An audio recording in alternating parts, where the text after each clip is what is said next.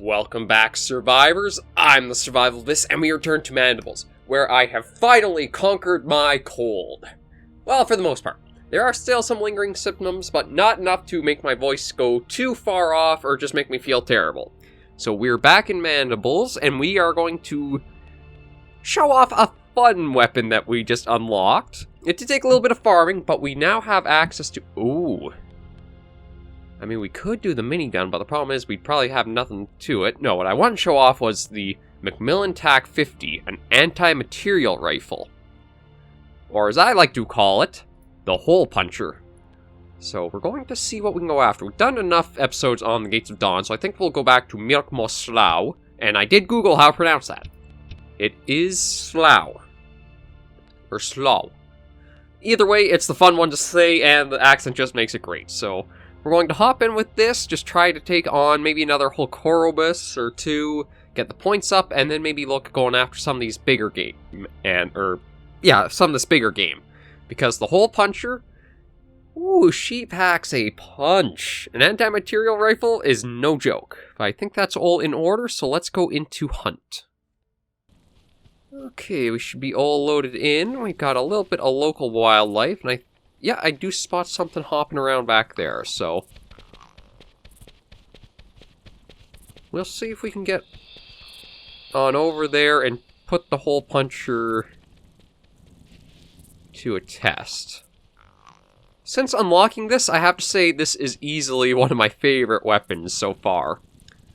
I mean, it doesn't really have a model because you just use the zoom-in scope on it, but... It just feels like you do such a wallop with a single shot. I mean, it lives up to its name very, very well. An anti-material rifle, basically anything you are shooting at it, no longer exists. You are punching a hole through anything with one of those. Actually reminds me of a certain tool that I was able to get a chance to use. Back when I was in one of my college courses, my college career of sorts is all over the place in a way. But I was able to get a little bit of hands-on, actually use a gun... I'm trying to remember what it was called. It had a special name. It was like a gunpowder-powered riveter in a way. Okay, I heard that hopping of the Macrocana somewhere nearby. But it was basically a riveter that... To set the rivet or the fastener into the material, it actually uses a charge of gunpowder. And, oh, that felt nice to... Oh, there it is.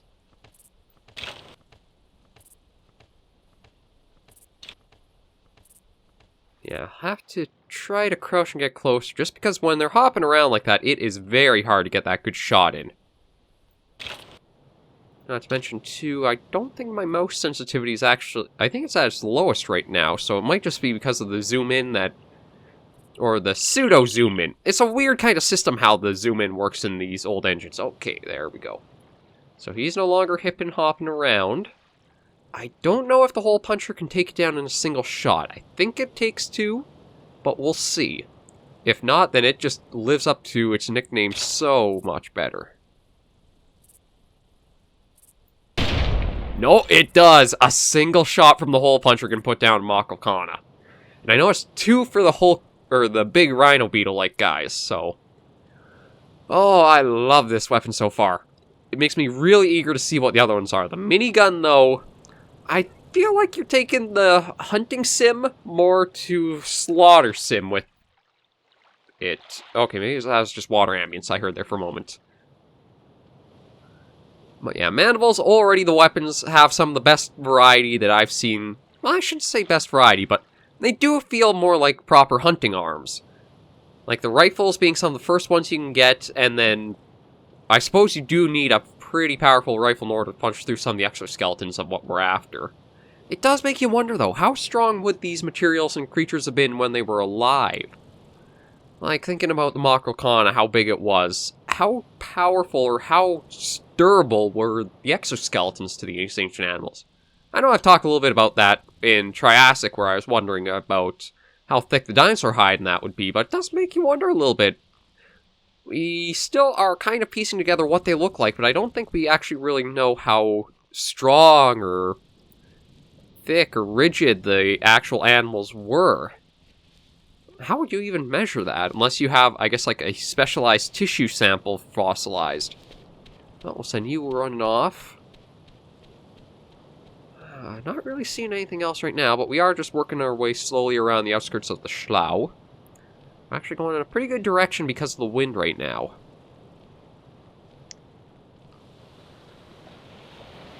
I do need to be careful, though, because you never know what's lurking in the Slough. Last time, I wouldn't say last time we were here, but one of our previous times we were basically charged by one of those giant carrion beetles, I think it was. And as good as the hole puncher is, it does have a bit of a recoil on her.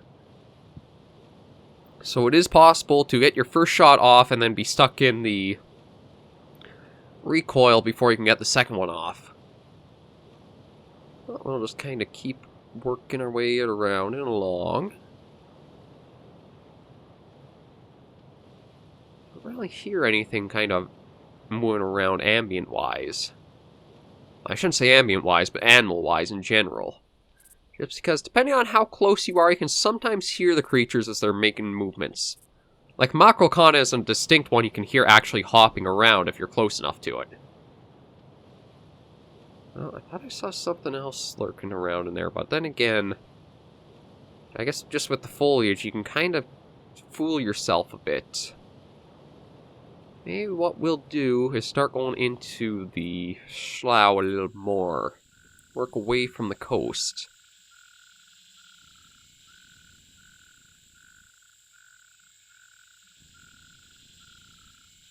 See if we can't get a little bit of altitude or elevation.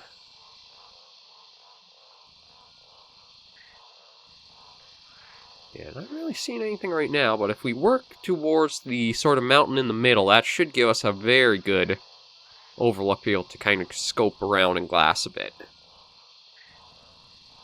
And by glass, I do mean use binoculars. I know there's one video, well, I shouldn't say video, there's one game where glass means a very, very different thing. It's actually from Telltale's The Wolf Among Us.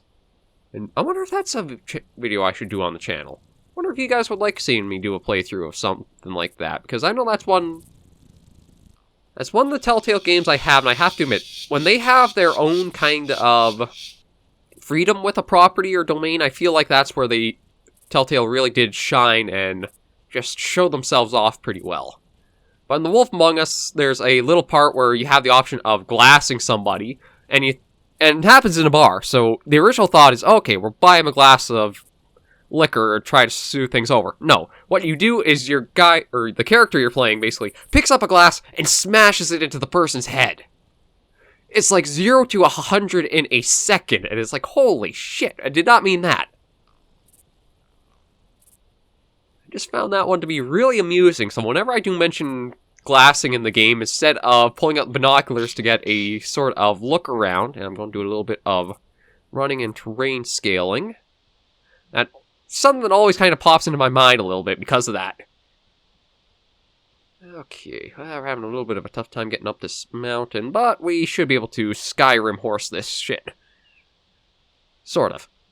It was working a bit. I guess we gotta find a little bit of a less steep part.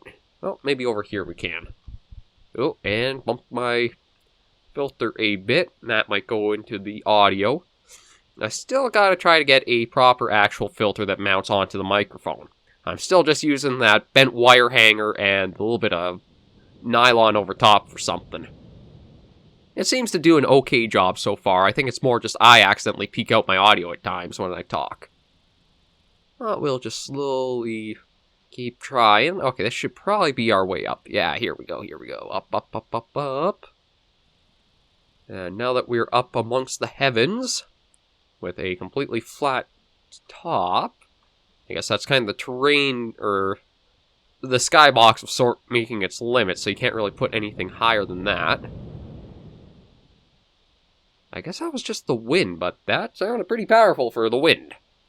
Okay, I do just have to get a Kleenex. Like I say, cold is almost completely covered in... Oh, crap, I fell again, didn't I? Ah, shoot. Okay, well, let's just keep trying to hop our way up.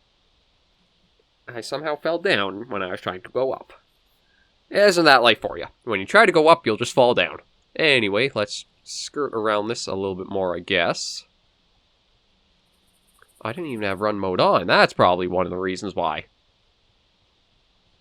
Come on, come on, come on. We can get up this. Or sort of. Well, okay, maybe not. I guess we will not be using the terrain to get a little bit of a look. Oh, and down we go. Okay, so. Do have a little bit of a cold, just a little bit with the nose running or plugged, so there might be little times where I'll have to stop and that, but nothing major like it was. Anyway, we are still looking for any kind of game. I wouldn't mind getting more whole... Oh, God, I really do have to look up the correct pronunciation of that. The Haugen. But he's the ones I want to try going after the most right now, because I believe he gives us the... Oh, come on, the train can sometimes be such a pain. There we go. He's the one who's probably going to give us the most points, so maybe what we'll do is we'll try calling and see if we get a response.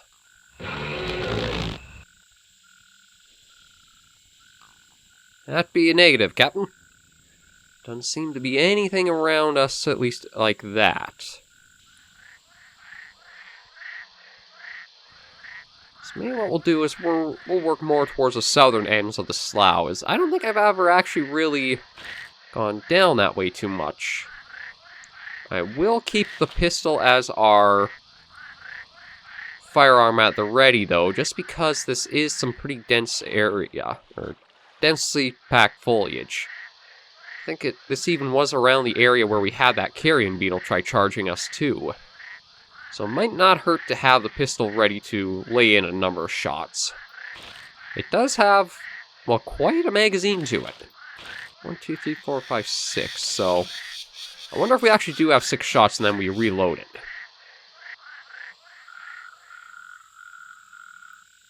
That'd actually be a pretty interesting attention to detail if that were the case with the revolver, but... We'll just keep working our way southwards and try to keep an eye out in case there is anything that we see as movement.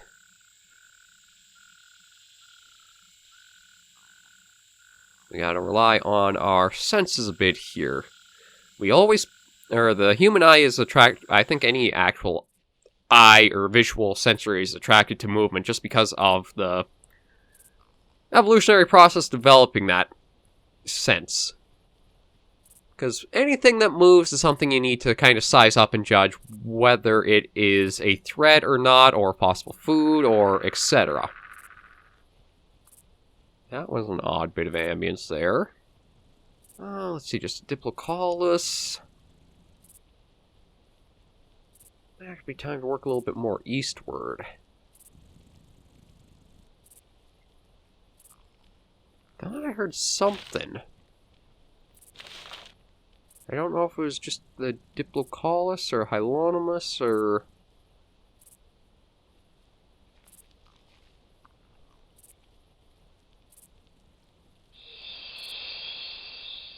Okay, it must have just been these guys that I heard as a little bit of ambience. Yeah, they're definitely what I heard. I thought I might have been something else, but... For having the density set up to max, I'm kind of surprised how thin and sometimes sparse the animals are.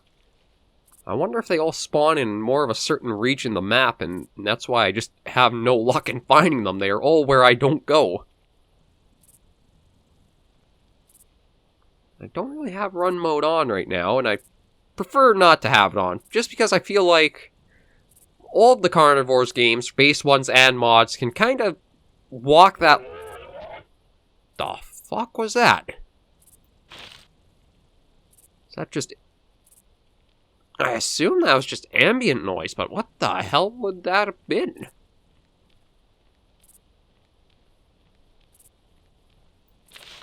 Okay, we'll, carry on. Random ass noises aside. It kind of walks the line between shooter and hunting game at a time. Oh, there's finally something. Now, I think for the Arthropod, the hole puncher takes 2 shots to get one down. Although right now it is kind of hard to see exactly where it is. It's supposed to... There it is. Yeah, we'll kind of crouch and ease our way closer. I think the hole puncher takes 2 shots on them to take them down proper. So we've actually... I already forgot that we had the Makrokana just because of how easily and early on it was. It's one of the reasons why in hunting games, I sometimes gravitate away from rifles and, well, just firearms in general. I prefer more using crossbows or bow and arrow. Well, my favorite is easily bow and arrow, just because it feels like such a traditional and actually engaged and involved hunting experience to use bow and arrow. Like, in real life, you feel the weight of the string as you draw back the arrow and that instinctual aiming you have to do with it. Now, granted, a lot of games you can't really cover over those sort of feels, but you still have that kind of necessity to ease up close, get yourself prepared, and wait for that perfect shot if you can line it up. It just feels a little more immersive and skillness. You need more skill than you can just aim a rifle and take a couple of quick shots. Not to say there's anything wrong with that, it's just, it doesn't feel quite as rewarding to me. We'll see where the Arthropod is. It might actually be close enough it'll try charging us, although I don't actually remember if it's one that will charge you or not. I know the Makrokana will. Actually, we may even just be able to use the pistol considering how close we could be to it. Okay, yeah, there he is. He's kinda working his way away from us.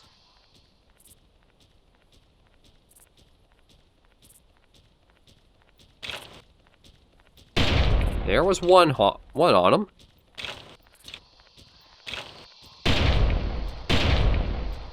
There we go. Yeah, it's 2 shots for the hole puncher on the Arthropods and the Holcoros. So, with that successfully done, I think we'll end this episode here, because we did get a couple of nice takedowns. We do have the tranquilizers on, which will help boost our point score. So we'll head back and see how we're doing point-wise. Just let evacuation count down, and then take a new look. Okay, we're back, and ooh, we have an option here. We could either go to the Fluvius Veterum with what we got, or we can add the Pulmonoscorpius to our hunting list. I think what I'll probably actually do is go to the Veterum, though, just so that way we keep a little bit of variety as our hunting grounds continue. Because Mandibles, I do have to admit, I think I'm enjoying this one a lot more than Triassic did, just because the terrain feels easier to navigate. I wouldn't say anything different about the animals. I think I kind of prefer Triassic animals because, well, I'm a dinosaur guy. That's just what I am. But the weapons feel really nice to use and pretty on point and powerful and just good in that regard. So that's just kind of my preference right now for the game. But anyway, my rambling aside, I think we'll end this episode here. Thank you all for joining me on another episode of Mandibles. If you do like the series, be sure to leave a comment or a like to let me know. And maybe think about subscribing to the channel too. We're still trying to build up to that 100 subscriber milestone, and if you subscribe, it'll be a great way for you to keep in touch with any videos that go up. I'm keeping the schedule right now at 1 video per day at 1 PM Eastern Time, although there are some bonus uploads that have and will go up again today at 4 PM. They just kind of appear randomly, so think of them as a little boon if you guys do like my content. Until next time I see you all though, please remember as always, survivors, to take care and stay alive.